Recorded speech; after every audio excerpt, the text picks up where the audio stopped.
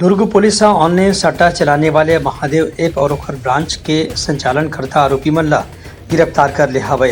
दुर्ग में लोटस 365 और बुक 46 के ब्रांच के आड़ में सट्टा खेलाए के शिकायत लगातार मिलत रही है।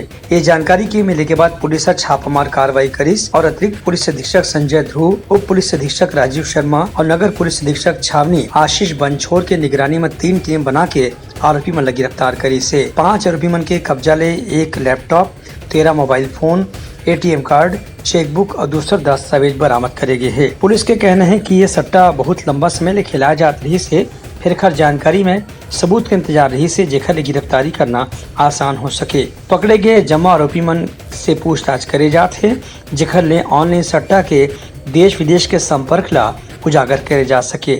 हम तो अपने तरफ से कार्रवाई जो है वो प्रॉपरली पूरे बोनाफाइड इंटेंशन से कर रहे हैं, लेकिन सवाल उठाने वाले तो उठाएंगे, लेकिन हम लोग अपनी कार्रवाई जो है वो जारी रखेंगे और कोशिश करेंगे कि ये जो इस तरीके के ऑनलाइन प्लेटफॉर्म चल रहे हैं हमारे राज्य में संचालित हो।